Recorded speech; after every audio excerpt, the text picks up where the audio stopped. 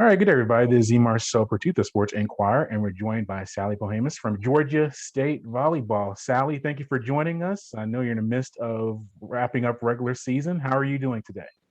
Good, very good. It's a great week. We had yesterday off for election day, which is such a great education piece for our players. And so looking to get back at it today at practice, and then we leave tomorrow for App State. Yeah, before you go to App State, let's go over that match against Arlington on October 29th. Back and forth affair. You were down 2-1, but able to find your way to a 3-2 victory. Another five-setter. You've had so many this year.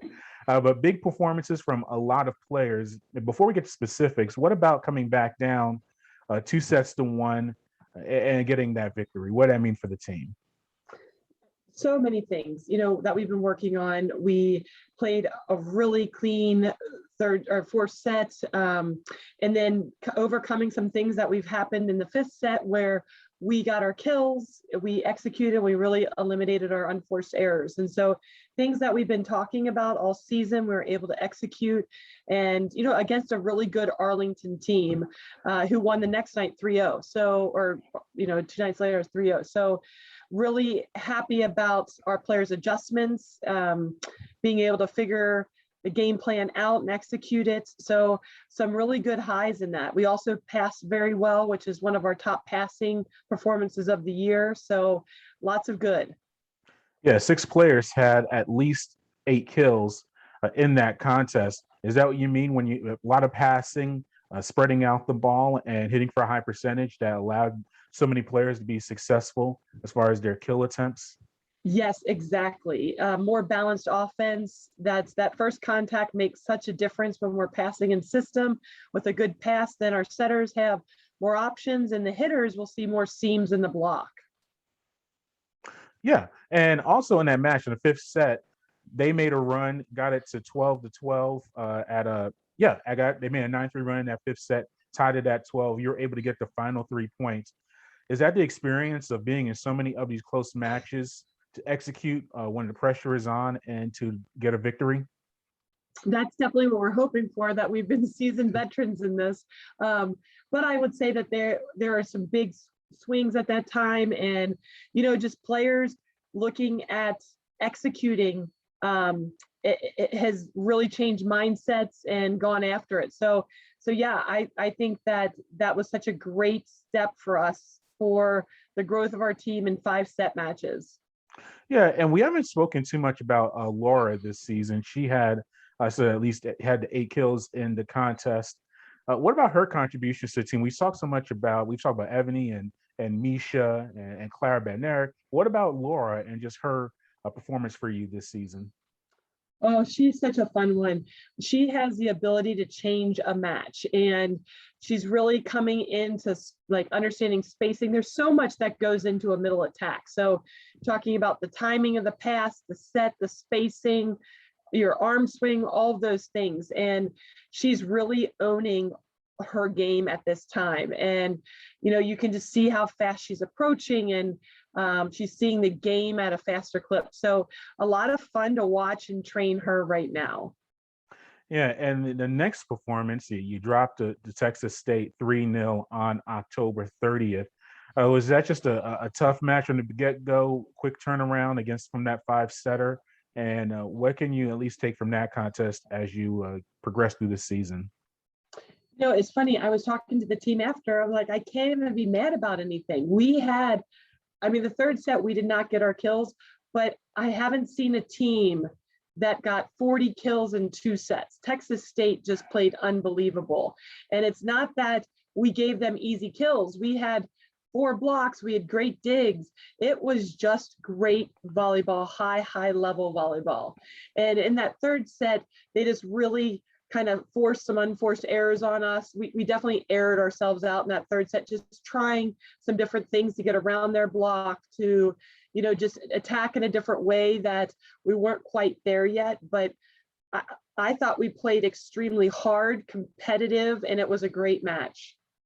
Yeah, and now you move on to your next set of matches this weekend, starting with Appalachian. You mentioned going to Appalachian State and then Coastal Carolina, November 7th. everyone qualifies for the conference tournament, but I'm sure you want to move up in the standings. How big are these matchups for you to try to get some favorable matchups once the tournament starts? I think the schedule and how it plays out is perfect for us. Just that we've played our crossover matches with the West Division. We are now finishing off with the East Division, 4 conference matches in a row. Since we've already played Georgia Southern twice, that leaves the other 4 teams. And so it really allows us to battle out for the seeding in the conference tournament. I think that we're all so close that these next 2 weekends really could change dramatically of where you would seed us in the tournament now compared in 2 weeks. Yeah, and just looking at the tournament, I think the top 2 seeds or top 2 teams from each division kind of get a bye. You won't qualify for that, but you'll still be in the tournament, so you can finish from 3 to 6 and everything. Does that play a factor in it that you're kind of already what kind of play you're going to be playing that first day?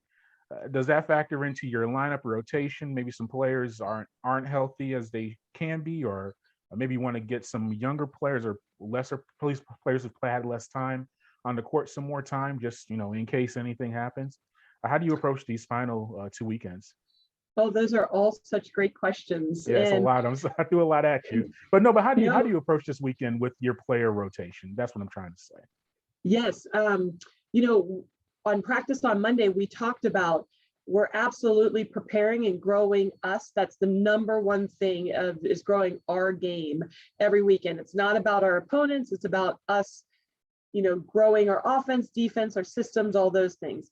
So for us, 3 weeks from now, we looked at, okay, where do we want to be in 3 weeks? Where do we want to be in 2 weeks? Where do we want to be this weekend? And that's how we came up with our practice plans for this next 2-week period. And looking at stuff that we know we'll need to work on for the conference tournament that needs to be implemented now, so we're able to execute at a high level. And with still such a young team, 2 freshman setters, a freshman outside, lots of a newcomer in the middle, lots of new faces on the court there. We have a freshman libero right now, and so all of these things are new for them. And so just continuing to grow their game and preparing us. So as much as we spend on us, we spend such a little time on our opponent. And that's where we need to be to continue to grow our game to be the highest level. Yeah, and we'll end on a lighthearted note. I saw online that the Halloween practice with the outfits and everything like that. Yeah, what was that like? You do it every year, but is that something that you really want to? When you first came in, you wanted to have that in the program, just a moment for the players to have a moment of a levity in the midst of a very competitive schedule? Oh, absolutely. Everyone loves Halloween. And so our players definitely get into it and they practice full go. And the best part about it is we really don't change practice. It is a tough practice, but some of them, I had to laugh at the end of a 2-hour practice. One of them still had their tiger mask on, and it was awesome. She was a trooper and pushed through. And so, I think that our players also, they went out to Toomer Elementary School and did kind of a Halloween field day with them. And our players loved it, just to get back and see, kids, just because it is still COVID and we're still, as much as we don't see it on a daily basis from athletics side, we still are insulated in that way. And so we don't do a lot of free clinics that we normally would do in the fall and things like that. And hopefully in the spring we can restart that. But it was great for our players to be out and see little kids and interact with them. So it was an awesome, just day and opportunity of Halloween week. Oh, great. Well, Sally, thank you for your time. We greatly appreciate it, and safe travels to Appalachian State. Thank you so much.